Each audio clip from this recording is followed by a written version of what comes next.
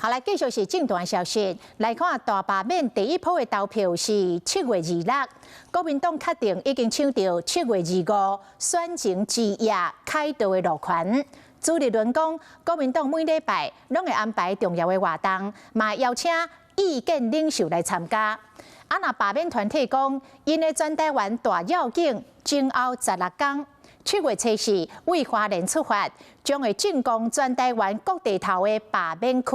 7月19返来到立法院的外口举办造势暗会。富国大绕境，大罢免大成功，连连创办人周新成带各地区罢免团体代表宣告正式开始全台大游行，以陆战正面对决各地立委。这现在已经不是在要规避什么蓝绿对立，现在是民进党的责任。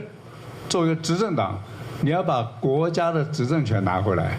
活动除了会邀请在地罢免团体以外，包括民进党一个议员甲立委，早就已经通知因爱出面收听啊。为行程规划嘛，看得出来重点攻防的区域。7月14为部分期大本营花莲出发以后，7月70起小连续3天进攻台中，续来7月14、15拼大桃园，最后伫7月19登到立法院外口的青岛东路办造势暗会。朱一成更加希望赖总统加入战局，支持罢免是民进党的义务，我们希望到最后，赖总统能够站出来跟我们一起。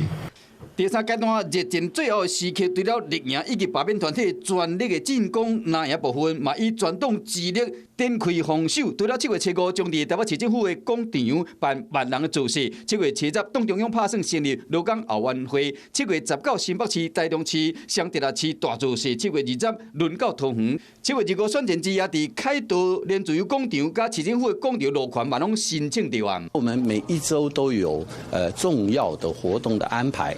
所以我们也会把这些重要的时段包括韩院长在内，包括我们几个直辖市长在内，包括赵少康董事长。罢免大战为点线面持续扩散，罢团甲南营最后的冲刺展开团体作战，就等7月26投票的结果来决定。